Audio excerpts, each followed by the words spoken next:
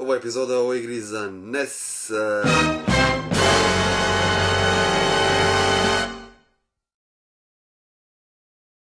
Epizoda o igri za...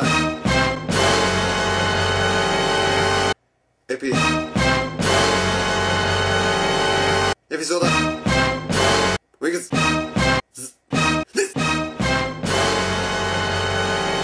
Dobro, hajde.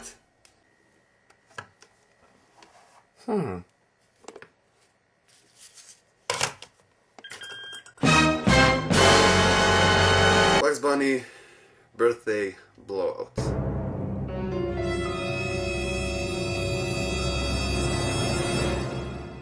What's up, Doc? What's up? Pička ti materina! Igra je proizvedena od strane marke Kemco. Moj drug Kerim Kemco je napravio ovu igru jednom davno kad je bio mali. Posao je Duško dugo ušku pozivnicu za rođendan, jedno iznenađenje, i onda je Duško dugo uško pošao u avanturu do tog pišljivog sastanka za jedno iznenađenje jednog rođendana. I on prosto nije shvatio da se radi o rođendanu Duško dugo uška, kojeg su njegovi drugovi sa Looney Tunesa napravili ili pored toga blagorečeno za njega spremili, ali do tog iznenađenja on mora doći da bi prošlo puno ovo kjevevi neprijatelja koji ga pokušavaju ubiti, ali teško će Duško dugo ubiti. Evo vidite, sa strane ima 3 srca kao u početku Zelda, ali samo što kod ove igrice će biti uvijek 3 srca i to je to. Slikaj se, puši kurac, ako se ne sviđa, ugasi igricu. Naš Duško dugo uško, šta li si ti dočekao, na kojoj pišljivoj konzoli si završio? Ali kako god, video si i sam da si popularan, pa da je svako htio za sebe uzeti, ali evo još jedna marka koja je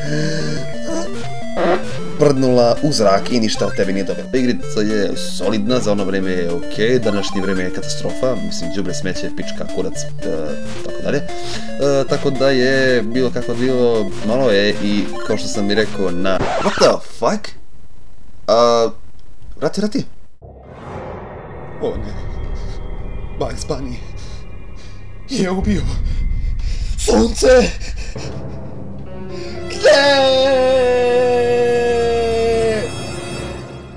The world, as we know it, will soon come to an end.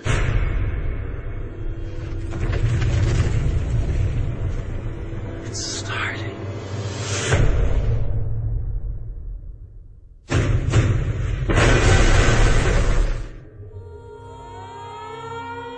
The Mayans knew about it.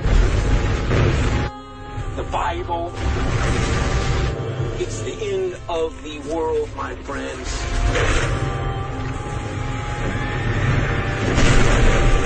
Aha, pogodilo je samo Ameriku. Pa dobro onda. Gdje smo stali? Da. Duško duguško, ti si sada moj najbolji prijatelj.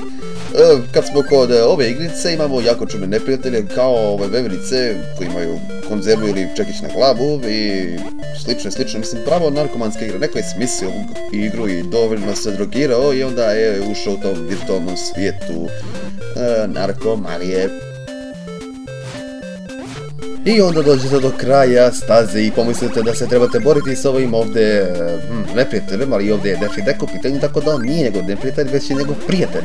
A vi samo trebate uzeti veliko šangarepu i završili ste stazu. Kraj! Ok, nije kraj, ok.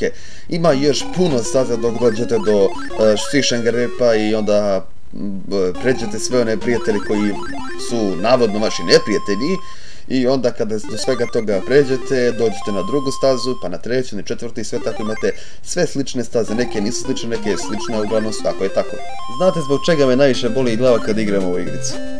Sve jedna staza je slična prošloj. Znači, ista grafika, isti princip, tu i tamo neke drugačije stvari postoje, ali ovi satovi me, kako me ovi satovi nerviraju, majko vam jebem! Život se mi uništili. Ali mi je iskreno žao Duška dugo uška jer je naš jedini prijatelj kada smo bili mali bio. i sad ovako da mu u znaku zahvalnosti prave jednu katastrofalnu igru, mislim, ne vrijedi. Ipak znamo da je Nintendo 8 bita, ali boga mi kad uporedimo kakva igra ima Nintendo Entertainment System, odnosno NES, ne može se reći da nisu bili u mogućnosti da naprave bolju igru za Duško Duško. Uzmemo primjer Mega Man 1, 2, 3, pa onda imamo Double Dragon, pa onda imamo Castlevania, pa imamo Probotector i slično. Mogli su puno bolje da naprave ovu igru za Duško Duška. Nažalost, u ovoj stazi vi morate udariti ovu ptičicu malu, samo u ovoj stazi, a u ostali ne morate uopšte.